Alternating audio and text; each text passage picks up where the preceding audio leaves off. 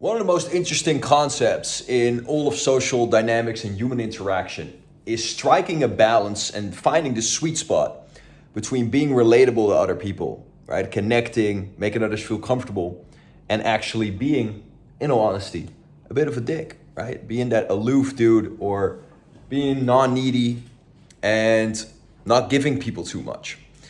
And what you'll find is that if you sway too much to either side of the equation, is going to be suboptimal for you. Because if you sway too much to the side of, being too relatable or being just in general being very relatable and just being the type of person who everybody feels very comfortable around, and you ask people a lot of questions, you show a lot of interest. If you do that and you take that route, that can be great, right? And you can make friends that way and this and that. But what you're going to find is that more often than not, people are not actually going to value you, right? And people will in general just not invest as much into you because people have this weird little thing in their brain where there must be some form of scarcity, even if you are a very cool dude, right? Or a girl, whatever you may be, and anywhere in between, right? I have to say it nowadays.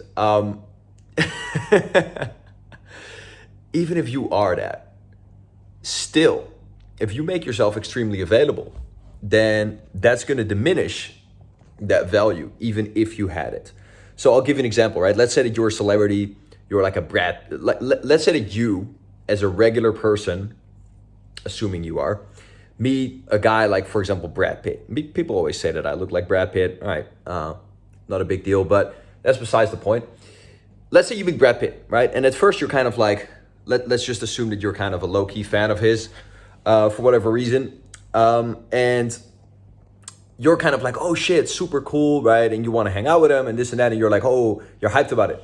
But let's say that from that point on, Brad Pitt starts hitting you up every single fucking day to come over for dinner, to meet his kids, to go celebrate fucking Christmas, whatever, right? Let's say that he just starts hitting you up every single day and it's just a lot, right? And he's just giving a lot, in that sense, he's coming to you a lot, right?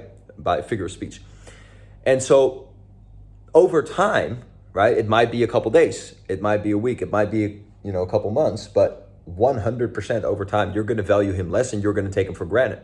Why? Because even though he is Brad Pitt, even though he is a very high status person, and guys, I just picked a random famous person, right? You can insert any person that you actually look up to in this scenario. Even though he is that, it doesn't matter because the subcommunication, right? And what is going to go into your subconscious mind is that he's very available to you over time and that now his value is less. Even if you consciously still think he's the shit, right? Unconsciously, it's going to be less. And that's what's going to happen if you sway too much on the relatability side, right? Too much on the comfort side, etc. Now, what's going to happen if you just visualize a spectrum, right? So just a line here, and this is the sweet point, right at my face, or a little bit here, yeah? And this is, once again, being too relatable. And now we're going to go to the other side, which is going to be too authoritative, right? Too valuable, too aloof, whatever, right? So you're almost a dickhead, or you're pretty close to just being a dick who just doesn't care about anyone else, right? Now, the number one thing you can do to show someone in your subcommunication, right? And implant that into their subconscious mind that you are someone that is valuable is to not even see them, not even pay attention to them at all. And some people might think like, oh, dude, that's bullshit. That sounds bad, this and that. And I would argue that you're full of shit. Why? Because if someone truly is that high value, right? The president of the United States, he's not even going to have the time to acknowledge you. Now, obviously, guys, sometimes he acknowledges people in the crowd or whatever, but in general, he doesn't, right? You don't even expect him to because, he's literally dealing with the whole fucking world and the States, etc. So anyways, that is obviously the most pure sign of value, right? Like not even engaging with a person. But if you just decide to walk around not engaging with anybody, then that also is not really going to get you anywhere, right? Because you're not going to connect with anybody. So then it's about finding that sweet spot of essentially connecting with people, but still maintaining your value, right? Still like relating to people, right? Having enough relatability, but still maintaining enough significance, still maintaining enough aloofness, right? To be able to have relationships on your terms. Because the point of this video is kind of that, right? To create relationships that are on your terms, right? Instead of relationships where you feel like, okay, I really have to chase this person to make something happen, or I really have to compromise my own values, right, to be able to spend time with this person, or whatever it may be, right? And that can honestly be in a business setting, in a sales setting, it can be in a friendship setting, in dating scenarios, obviously very prevalent. So it is really with anything and everything. And the biggest thing, once again, that people judge your value on is not actually what's on your wrist, or it's not actually what you look like or whatever. The biggest thing is your subcommunication. Because if you just think about this, probably most likely in the past, you have experienced this, where you meet someone and they don't look like much, but somehow their subcommunication just tells you that at least they think that there's someone very important, okay? And that's how that works. Like, I actually saw a video of some pranksters. I don't remember exactly because it was a long time ago, but it always stuck with me. And these pranksters were going to some marina, right? And they were looking to buy boats or whatever, or looking at yachts, but they just basically skipped the line, and they just were like they were complete assholes, right? They were just like, oh yeah, we don't have time for this, whatever, right? They were like acting like that, and basically, and threw out some loosely authoritative statements like, oh, my family, or this and that, right? And so everybody acted in accordance with their attitude. And these dudes are literally fucking YouTuber prankers. You know, like these dudes are not, like, obviously it's an act, right? It was literally a fucking prank for YouTube.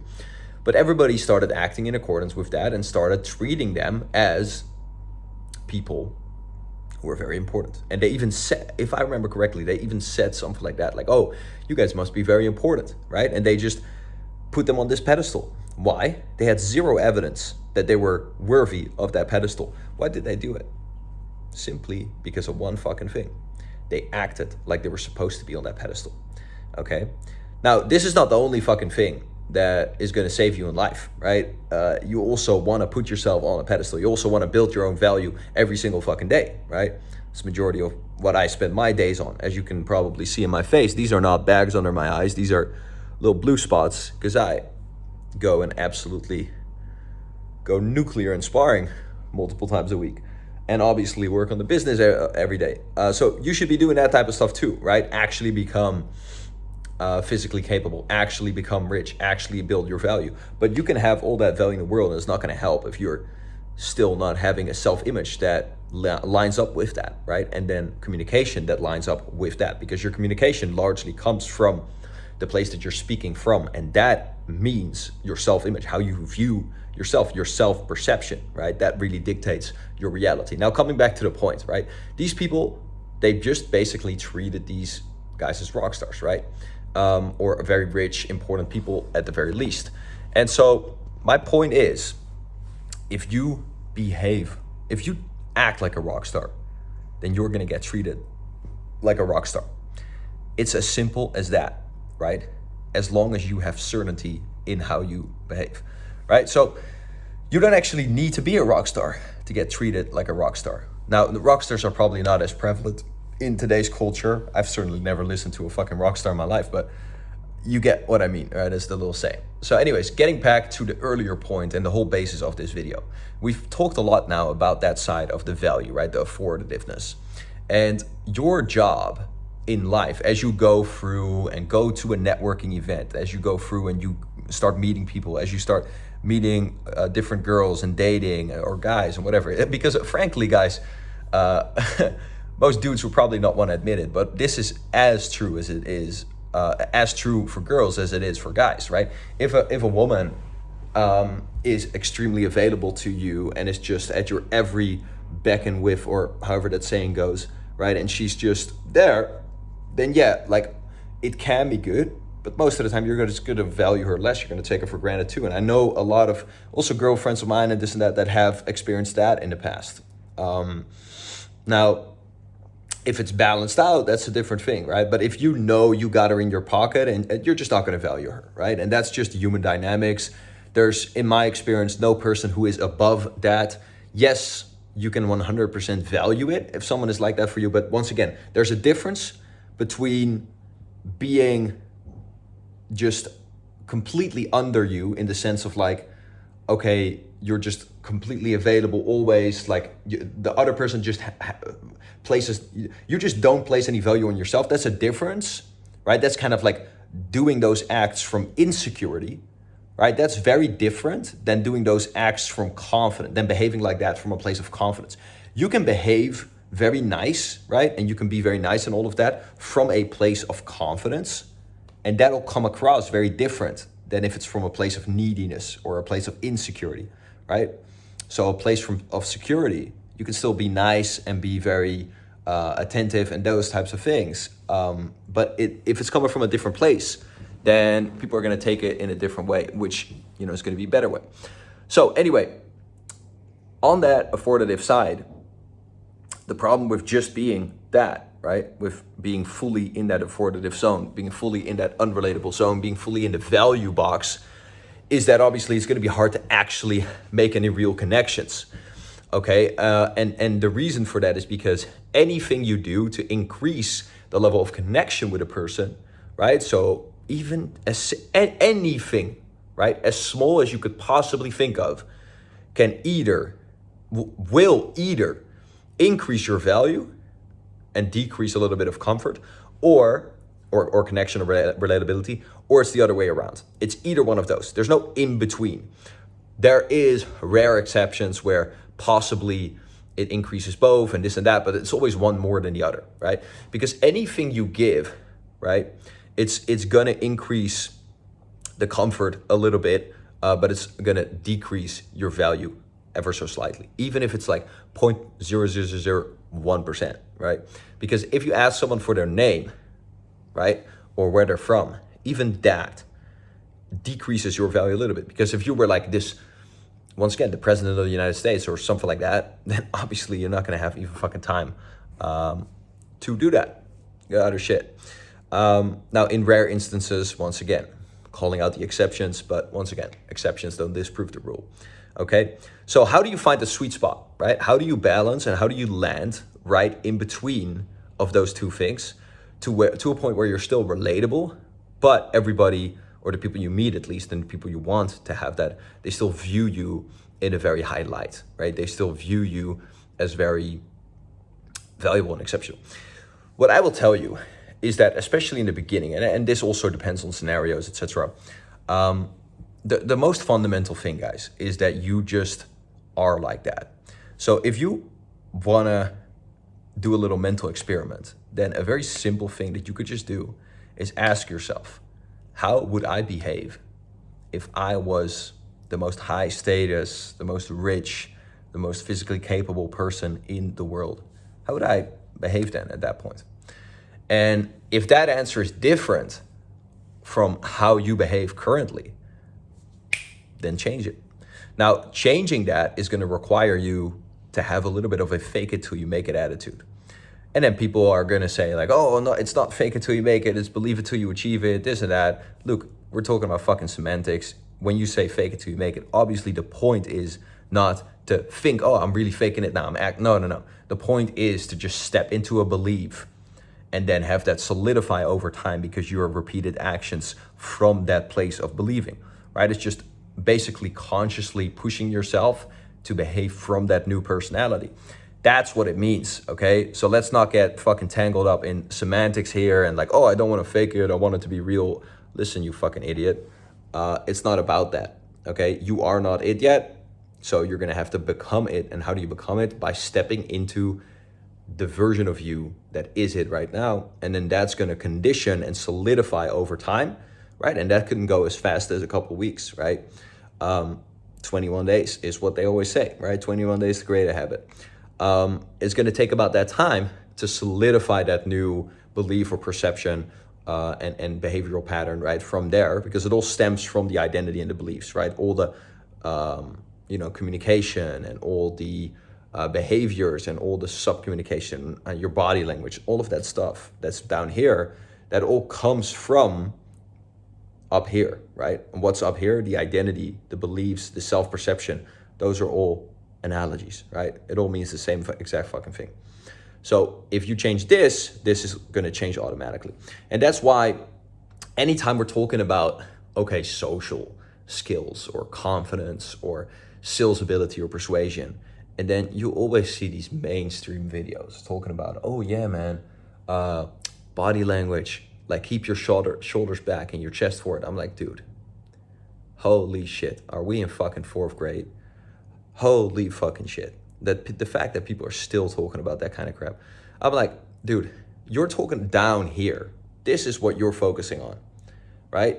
Where does that come from? Okay, that's what we need to analyze. It's like having a disease, right? It's like feeling sick and then like, let's say you have multiple symptoms, right? And then saying like, okay, like don't cough or something like that, like focusing just on the cough. It makes no sense. Why are you sick? You have a lack of fucking vitamins, right?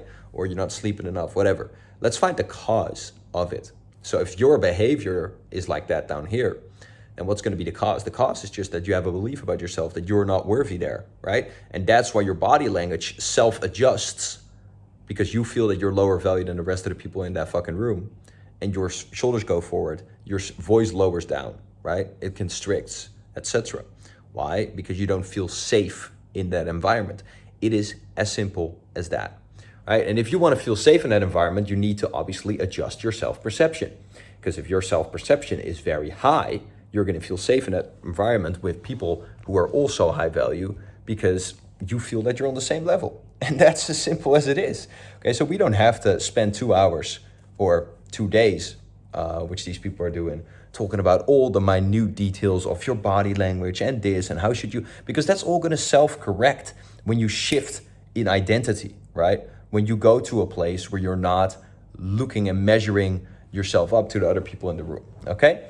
So let's focus on that, shall we? Instead of wasting our goddamn time with other shit. Because once again, if you fake it till you make it from that first layer, right? The top layer, that will, by fact, influence and automatically adjust all those things that fall below it. So if you have your identity here, that will automatically adjust, any your value structure, your beliefs, and then that will go down, right, into your skills, into your communication, into the words you use, into even the thoughts that you have, etc. Because that is the fundamental layer, right? So I'll give you a very quick example to just illustrate this.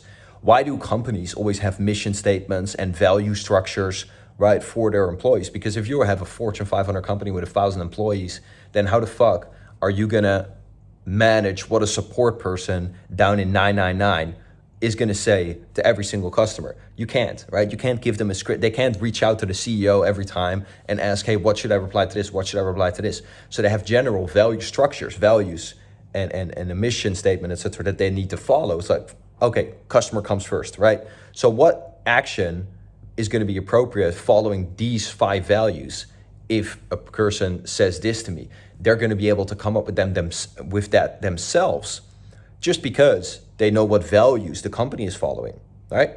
So then they're going to be able to come up with responses and just say anything, right, in these micro situations, because the macro is already laid out. And it's as simple as fucking that. So how can you actually apply this, before we drift off too much here, to your own life? The first thing, as I just said, is your self-perception, right? And then if we want to also look at some behavioral things, then you want to just get a lot of experiences, because this will be different for every single person. Because I'll give you an example, right? And I'm just laughing because I'm thinking about some people in my life that I've taught this to, some entrepreneur friends of mine, etc., that have become very successful in every area of their life. And if you're a type of person, right, who looks very non-threatening, right, then you might want to edge a little bit more on the authoritative side of your communication. But if you look at like a goddamn serial killer, right, face tatted up, like 200 fucking kilos, then yeah, you can definitely edge on the side of, comfort and just being a bit more of a nice guy. Why? Because you already have a predisposition, right, of being a fucking killer, right? That's what you look like. So that means that you can balance yourself out by being a little bit more on the other side of the equation, right? And this is very interesting to play with. And that's why I can't give you a cookie cutter or black and white answer. Because once again, it really depends on not just who you are and what you look like externally and those types of things, but also what environment and the other person too, right? So this is a sweet point. That's not a static point. This changes, right? In every setting, in every conversation, whether you meet someone in the office, whether you meet someone in a nightclub, whether you meet someone in Los Angeles, whether you meet someone in a little farmer's town from my home country, the Netherlands, right? It sways in that sense. So you're gonna have to figure that out. And how do you do that? By experience, right? If you experience meeting new people and being in these different environments, then you're gonna understand, that, okay, in this place and in this scenario, I might lean in a little bit more to this side of my personality. In this scenario, I might lean into this side of my personality a little bit more, right? And that's gonna allow you to develop this social compass for what you need to do and how you need to be in every different scenario to get the results that you want, okay? But that being said, you wanna just also, you're also gonna develop a sort of compass or a sort of thermostat, an internal thermostat, right? For whenever you're in a conversation with a person, you're just gonna, and this is not gonna be something that you're consciously gonna have to think about, but you're gonna develop this mechanism that's gonna be really showing you and making you feel like, okay, now I can pull back a little bit, or now I can like give a little bit more to this person, etc. Right? So for example, let's say that you're in a sales conversation and you're trying to close the deal, okay? There's those two dynamics, right? I'll give you a perfect example, as I always give. Way too many fucking examples in these videos. Let's say that you're in a sales conversation, right? What's one thing that you could do that's gonna make the other person feel less validated, right? It's gonna make the prospect feel less validated. Is you can shut the fuck up. They give an answer and you just don't even respond. Now, I don't mean in a weird way. I just mean like they give an answer and you just stay silent for a couple seconds, and usually they start adding something to their answer at that point, right? Because most people feel very uncomfortable in silence, okay? And then they're just gonna talk more. Now, that's gonna give them a little shot of cortisone, right? Of stress, basically, okay? Because it's like, oh shit, like he didn't like the answer, or oh shit, this is awkward or whatever, and it's gonna make them feel like they're in the selling position, right? Like it's gonna make them feel slightly uncomfortable, okay? And that can be extremely powerful in sales. And these are a lot of dynamics that most people don't even fucking talk about, right? Because these are kind of like the under the surface dynamics here of communication and of sales. So if you do that, then you're gonna have this goddamn thing. You're gonna have a lot more power in that conversation. If you felt like the other guy, the prospect, right, was being a little too alpha, he was being a little bit too demanding, right? Like, oh, what's in your program? And I need this and I need that, and I think this would be a better deal. Well, to shut that shit right down, you can just pull back, or you can just be more like that's one way, drop a silence. But another way is to just call their name out in a very, in a bit of a louder, direct way. Well, Boyd, this is really what we do here, and this can be extremely helpful for you in this and this sense. But we don't actually change anything about this, right? In all honesty, there's already too many people that want in, like, I'm just naming a random example, but you see how I speak is a very authoritative way, right? You have 3 different tonalities, right, in communication. So if you're going in an upwards tonality, that's very rapport building, that's very comfort building, okay? But that's decreasing your value. So now we're talking about subcommunication, right? So if you're gonna Hey Boyd, how are you? Right? How are you? How you doing? Right? Stuff like that. Usually you see when people get very uncomfortable, they often go into a very high-pitched voice. How the fuck did you fucking do it? You know what I mean? Right? People do that in arguments too. And it can be because they're flabbergasted, but it can also be because they're actually uncomfortable. Then you have neutral, like, hey Boyd, how you doing? Right? That's just neutral. And then you also have a downwards tonality, and that basically insinuates that you're above someone else. And it's very interesting once you start playing with these things, right? Hey Boyd, how are you? How you doing? Right? You go down. Now there's not a huge, you can also have levels to this, right? Like you can go way down, but in general, what you'll find, if you just start thinking back of this, anytime, excuse me, anytime you spoke to a person that you deemed to have a very high authority, you probably are speaking more in neutral or upwards tonalities, right? Like for example, if you were to speak to I don't even know how to say this word in English, but basically the director of your high school or something like that, who has the power to expel you, you're probably gonna talk more polite. You're not gonna say, oh, it's a principal. That's what it's called. You're not gonna say, Principal Smith, I just need to do this, right? You're probably not gonna speak like that. So I think you get my point.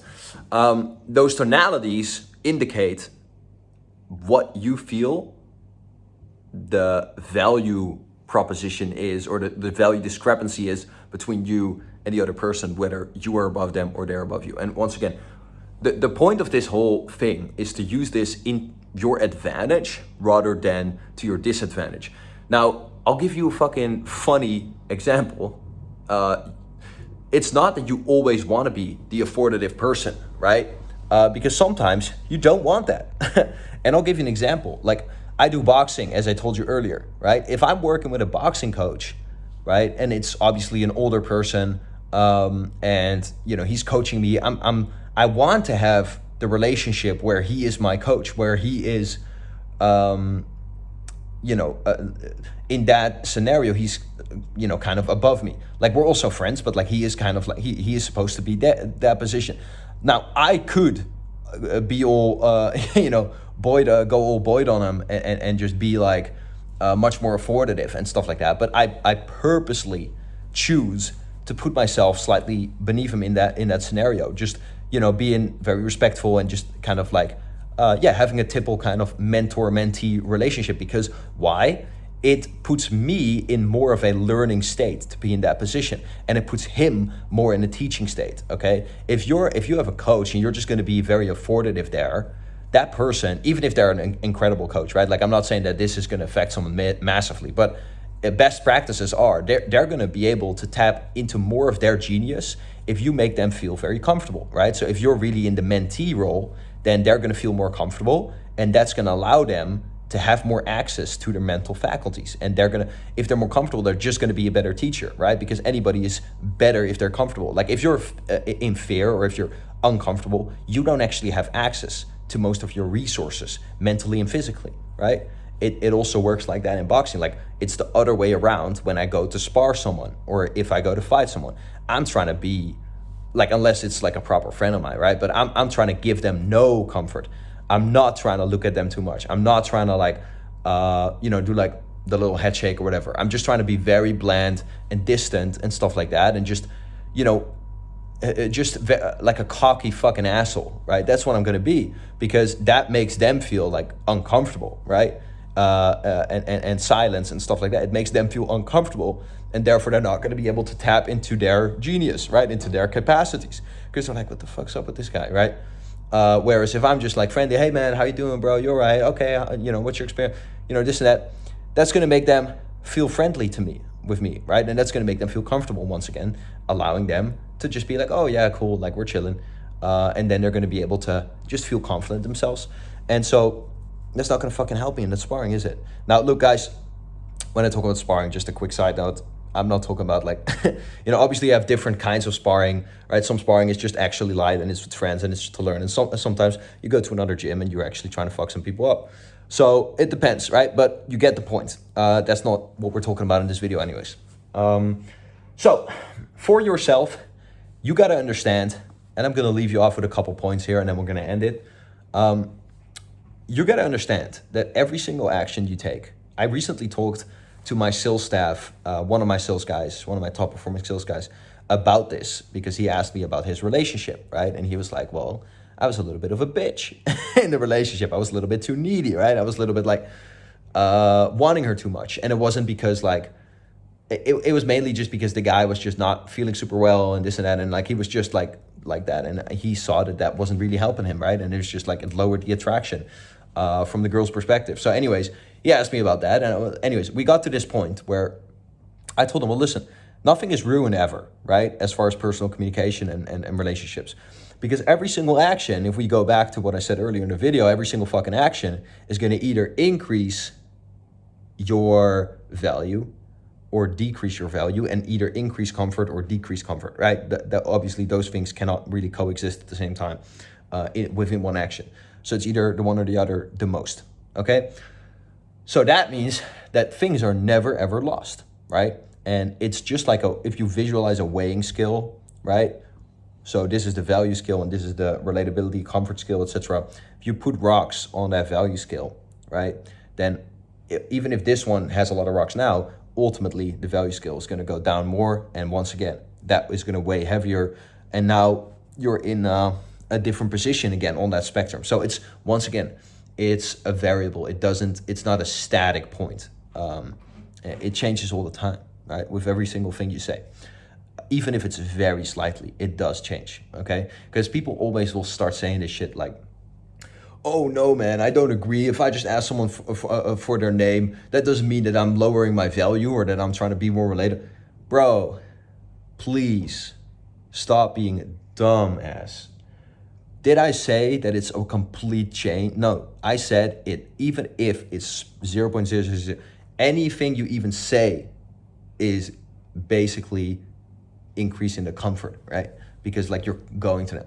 Unless you're in a conversation and you're saying like, oh, I gotta go, right? And then you leave. Now you increase your value, but you decrease the relatability and the connection, right? So it's about finding the balance between that. And once again, that's a variable in every single situation. And you can take those actions that increase comfort a bit, and then you can take those other actions. And I'm not really talking about this too much from a place of like, oh, you're playing a game constantly, you can't have any real relationships with people. This is more for, right, if you're making connections and you're trying to get certain things done, right? Whether that's in a business setting or it's in a social setting, like obviously with your like best friends and stuff like that, and your real relationships, this is not really something you want to be thinking about, okay? I'm just giving you the tools to make shit happen socially, but you don't want to, like if you're talking to your best friends and this and that, then you don't really want to have that relationships. I would focus more so on understanding this whole thing, right? And then getting to a place where you as a person do these things automatically because you got so much shit going on in your life and you just have a good sense of like who deserves what treatment from you, right? Because look, it's not so much a game. It's like a clear understanding of who deserves what level of you at what point in time or at what level of investment from them. Because if you give away all of yourself to someone you just met, first of all, they're not going to value it, but it also means that you're not valuing yourself, right? So it also means that like you're not, it can even be, in my personal opinion, disloyal to people that have given their all to you, right? Like if you just treat someone, right, that you just met, some dude that you just met, you treat them the same way, right? You do the same amount of investment for them in your time, in your focus, in money, whatever, right? As your best friend who you've been with like since you were fucking kids and who has done everything for you. And if you would take the same actions for this new guy that you just met versus like this older, that's fucking disloyal, isn't it, right? If you actually think about that. I would probably say this is an unpopular opinion, but to me, that is very true. Like, it doesn't make any sense. Someone has to earn you, right? The true you. And obviously, sometimes that can go faster, sometimes it goes slower, and you don't necessarily have to make it this whole game, but it's good to be aware of these things because, look, what I've just noticed in my life, guys, I'll be completely honest with you. What I've just noticed is that the world, it just isn't a fairy tale and a perfect pink collar world, right? It just isn't like that. So it is a necessity, right? That you understand how the world works, how people work, okay? How our brains are wired. Because once again, if you give someone too much, they're gonna become familiar, they're gonna become ungrateful, they're not gonna appreciate you, and they're out the fucking door, right? Or they don't treat you the same way, or this or that. So it's just how it works, right? And then once again, a lot of people that will hear this and they will be like, okay, I don't want to play games, I don't want to be like manipulative and this and that. I understand that. Well, if you don't want to do that, then just get yourself to a place where those things would rearrange automatically, right? And that's what I talked about in the beginning, focusing on your identity, your beliefs as a person, who you are. Because if you believe, excuse me, if you believe that you're extremely valuable yourself, right? If you believe that you are God's gift to people, to people that like you meet and you have so much to offer and this and that, then yeah, you're gonna automatically behave in that way. Like, I'll just a quick example on a micro level to illustrate this is like if you're in a bar and you're just talking to a lot of people at the same time because you're just a popular guy. People, you're funny, you're fucking witty, you're charismatic, you're confident, and people just like to fucking talk to you. You're handsome as fuck like me, so all the girls are talking to you. Then yeah, if someone says something to you, right, and it's a bit too long or whatever, and you're just like half hearing it, like you might just ignore them, right? Because you're like told to so many people and like you're just distracted. And that's something that drastically increases your value, that action. But once again, you're not even doing that. It's just a natural consequence of you being you and you being in that environment, right? And just what's happening around you. So that's a natural thing that would happen. But if you're not there yet, you haven't built yourself to that point yet, yeah, then you might have to step into that and you might have to visualize, how would I be if I were to have all of that and to be all of that? Well, then I would actually, that's something that would naturally just happen, right? Or forgetting to reply to someone's text. I know that this is always such a thing that people think about and talk about, oh, I don't want to fucking play this texting game and this and that. Well, listen, get to a place where you don't fucking have to, right? Become the dude that doesn't have to play a game because he is that, right?